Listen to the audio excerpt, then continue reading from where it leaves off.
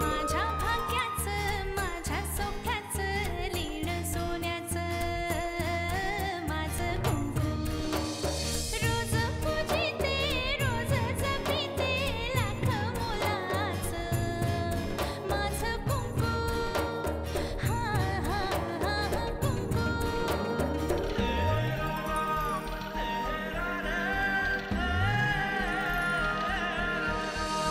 मन माझे घर झाले त्याचे मोर स्वप्नाचा दारी नाचे शब्द त्याचे अमृताचे स्पर्श त्याचे चांदण्याचे त्याच्या श्वासाचे त्याच्या डोळ्याचे मुझ सांगते माझं कुंकू हा हा हा कुंकू हा हा हा कुंकू खरं म्हणजे ना मलाच वाद घालायचा तिच्याबरोबर आणि ना मी घालणार पण आहे पण ना मी योग्य वेळेची वाट बघते म्हणून मी सध्या तिच्या पुढे जाणं टाळते. अमृता,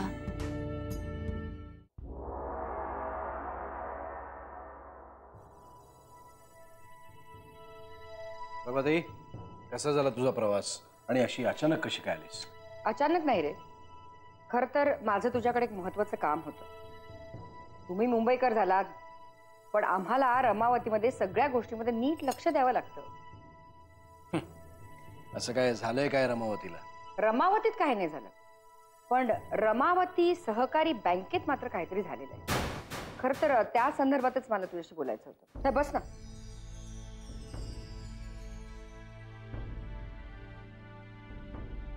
बोल. म्हणजे तशी कल्पना आहेच मला, तू कुठल्या विषयावर बोलणार आहेस ते? अरे तू जेव्हा सत्ताधारी पक्षात होतास ना तेव्हा ह्या बँकेचं तुला पाठबळ होतं पण आता परिस्थिती तशी राहिलेली नाहीये. म्हणजे माझ्या असं कानावर आलंय की मीडिया त्या बँकेची सगळी लफडी बाहेर काढणार आहे म्हणून. प्रभाताई, तुझ्या माहितीसाठी म्हणून सांगतो, आमच्या बँकेमध्ये 5 पैशाचाही घोळ झालेला नाही. पण हे मीडियाला कोण सांगणार?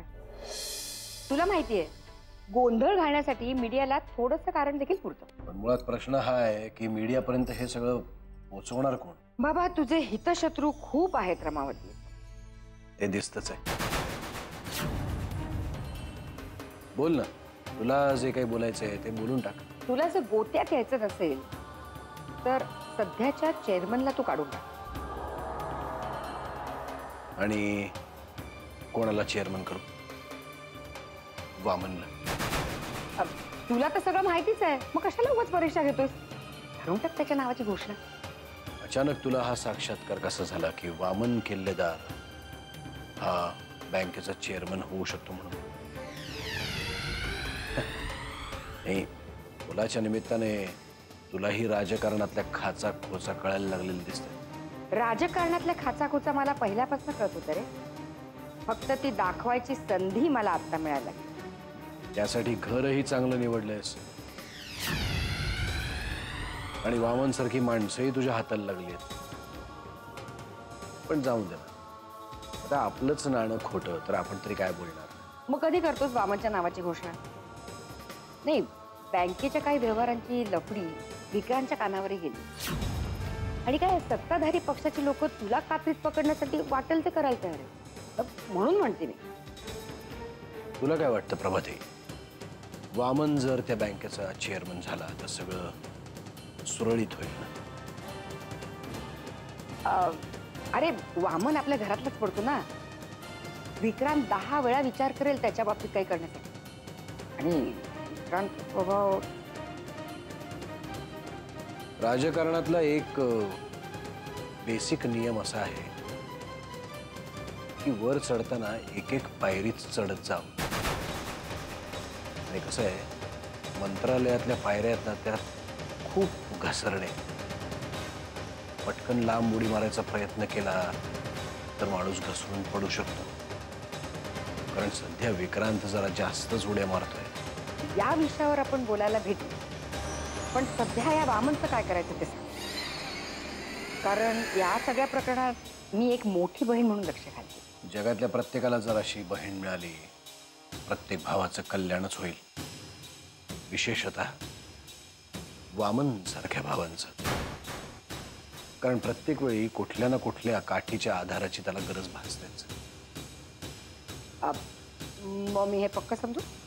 मला विचार करायला वेळ हवा. पण जास्त वेळ घेऊ नकोस असं मला वाटतं. त्याची तू काळजी करू नकोस. नाही काय, मलाही घोंगडं भिजत टाकायला फारसं आवडत नाही. येऊ?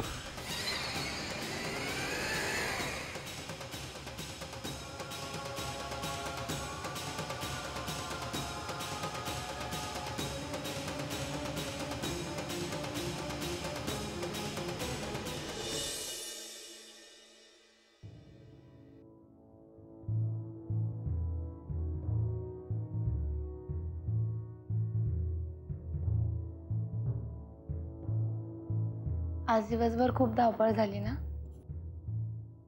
धावपळ तर 5वीलाच पोचली आहे माझ्या. काम करण्यापलीकडे दुसरं करणार तरी काय मी. प्रभाताई काही बोलल्या? तुमच्याशी काहीतरी बोलायला आल्या होत्या ना त्या? त्याशिवाय आली का ती इथे? बोललो मी तिच्याशी, पण सविस्तर उद्या बोलीन असं सांगितलंय. ह्या सगळ्यामध्ये तुम्हाला तुमच्या तब्येतीची काळजी घेतली पाहिजे. तब्येतीकडे दुर्लक्ष झाल्यामुळे त्या टेस्ट कराव्या लागल्या. पण बरं झालं ना, त्यामुळे तुमचं जे टेन्शन होतं ते तरी कमी होईल. आता काय म्हणाले डॉक्टर? कधी मिळणार आहेत रिपोर्ट? उद्या मिळतील.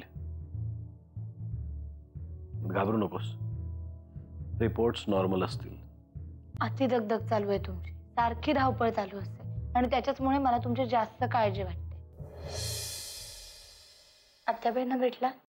सगळ्यात आधी तिलाच जाऊन भेटून आलो. घडलेल्या सगळ्या गोष्टींची माहिती दिली तिला.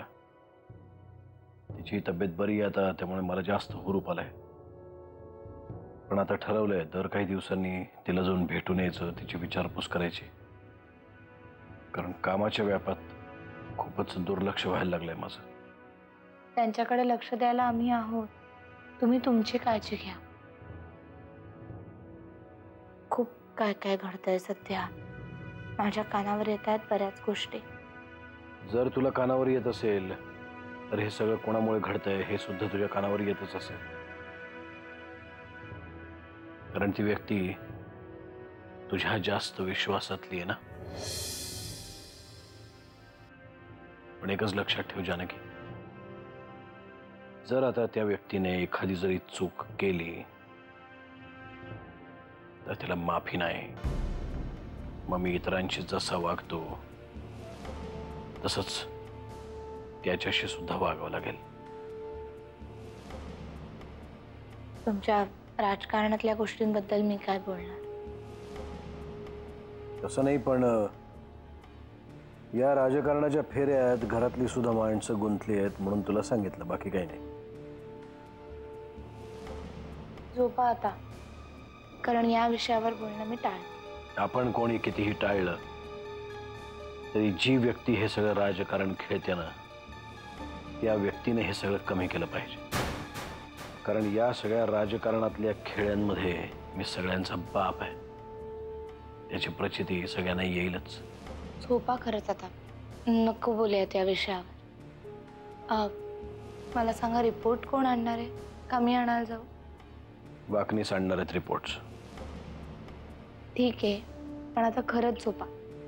कारण आपल्या बोलण्यामुळे माऊ जागी झाली ना तर रात्रभर आपल्याला जागा राहावं लागेल.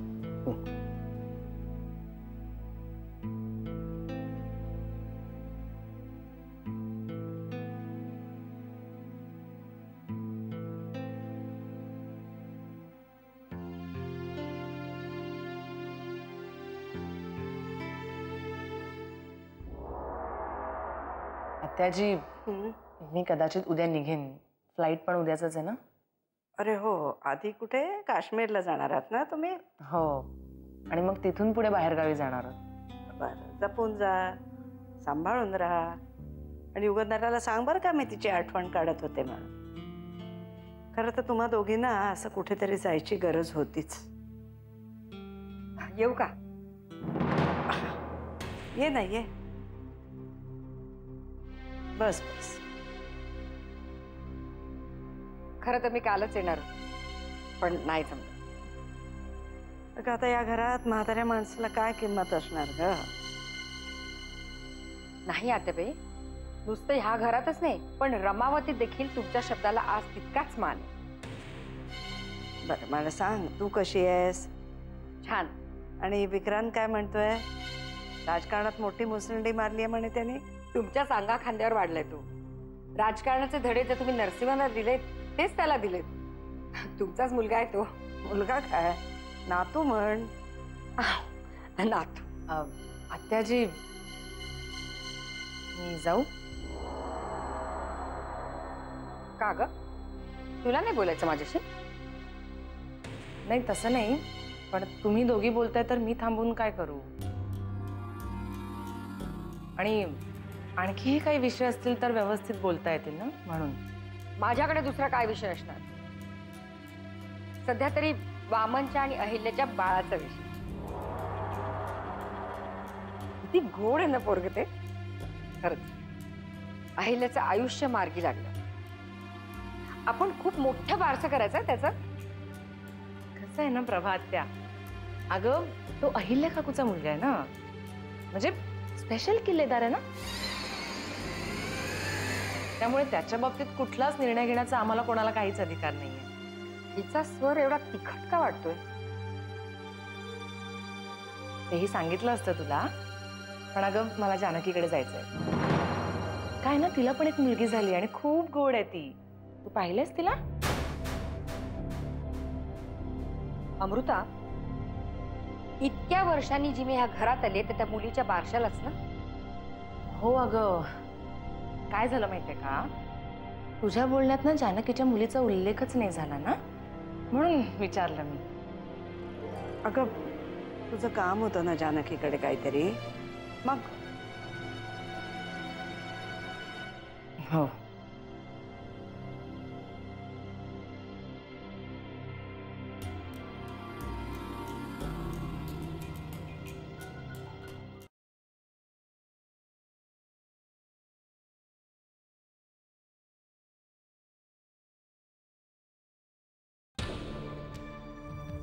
काय ग सुगंधा, काही काम होतं का?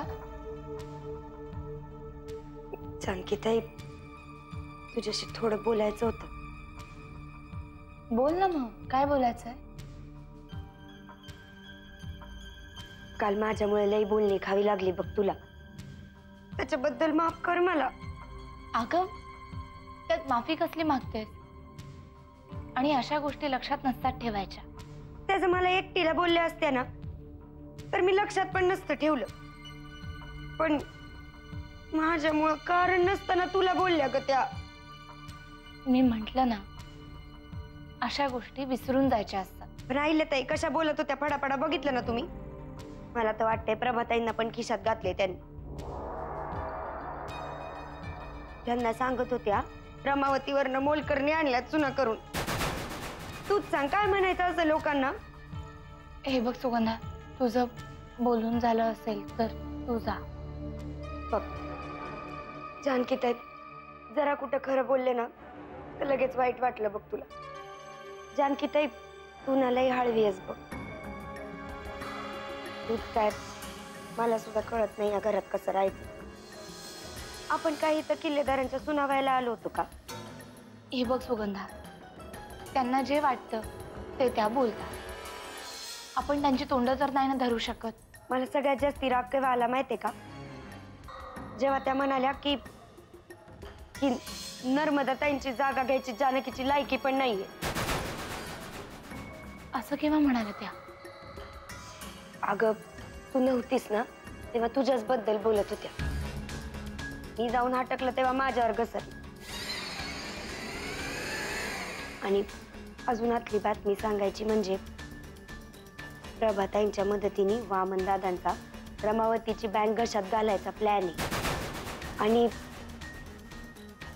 आणि प्रभाताई इथं नरसिंह भाऊजींना गळ घालायला चालले. हे बघ सुगंधा, या विषयांमध्ये आपण लक्ष घालायची काहीही गरज नाहीये. अगं मी काय मुद्दाम लक्ष घालायला जाते का?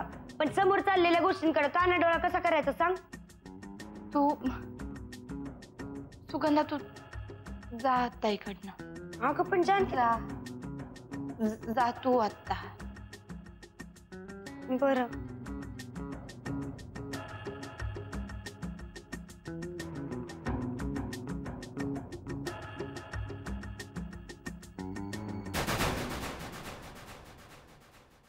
अरे बस ना, बस बस. थांब. काय झालं? काय करत होतास? काही नाही. काल मी तुला ओरडलो, रागावलो म्हणून नाराज आहेस माझ्यावर? नाही, पण माझ्यामुळे तुम्ही जानकीताईवर ओरडलात त्याचं फार वाईट वाटतंय. बघ गण्या, तुझ्याकडनं चूक झाली होतीच. मी असं म्हणत नाहीये की तू मुद्दामून केलं असशील, पण तरी सुद्धा खेळताना बाळाला लागलंच ना. पण मामून दादा, मी त्याला साधा हात पण लावला नव्हता. चुकून कसं काय लागेल? गण्या, आज काही मी तुला कालच्यासारखा रागवणार नाहीये, ओरडणार नाहीये, पण तू मला प्लीज खरं सांग, काल बाळाशी खेळताना नक्की काय झालं? त्याला कसं काय चाललंय तुमचं? या मुलाने आपल्या 6 महिन्याच्या मुलाला चिमटा काढला होता आणि तुम्ही त्याच्याशी कबुली जबाबाचे खेळ खेळताय. एक मिनिट अहिल्या, मी तेच बोलतोय त्याच्याशी आता. पण बोलायची गरजच काय? जा रे इथून. जा म्हटलं ना, निघ इथून. गण्या, जा आता. जा.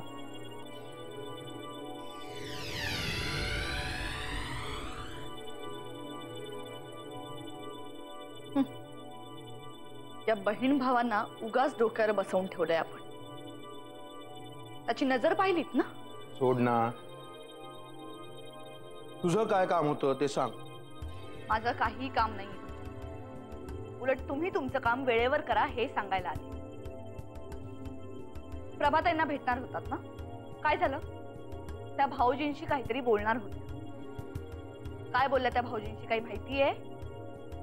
नाही, अजून बोललो नाही मी, पण मी बोलीन, जाईन मी तिच्याकडे. कधी? आत्ताच्या आत्ता जा आणि बोला त्यांच्याशी. अगं हो, जातो जातो. जातो जातो नाही, आत्ताच्या आत्ता जा. कमाल आहे.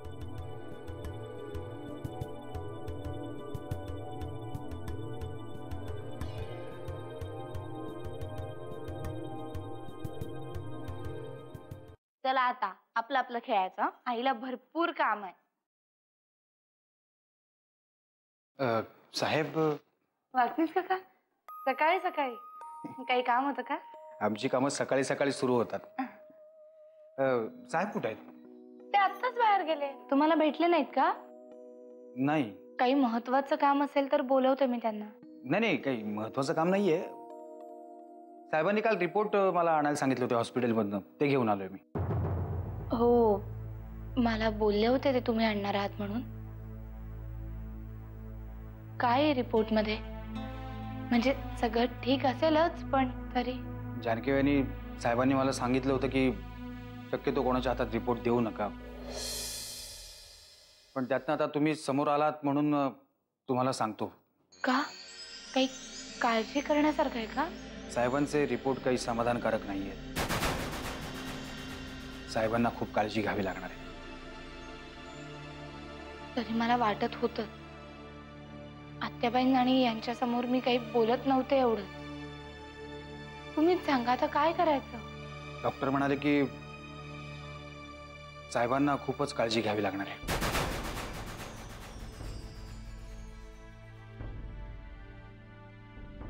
मला तर आता भलतंच टेन्शन आलंय. त्यात त्या प्रभाताई घरामध्ये येऊन बसल्या आहेत. का? प्रभाताईंचं काय झालं? जानकी वहिनी, तुम्हाला माहिती आहे प्रभाताई इथे का आल्यात ते.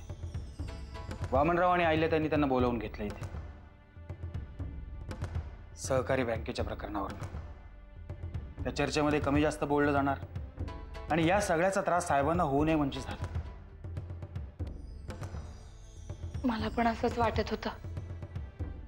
मी कालच यांना विचारलं की प्रभाताईंशी बोलणं झालं का म्हणून. त्यावर ते म्हणाले की आज बोलणार आहेत म्हणून. हो, त्यावेळी मी होतो तिथे. आज त्याच विषयावर खडाजंगी होणार.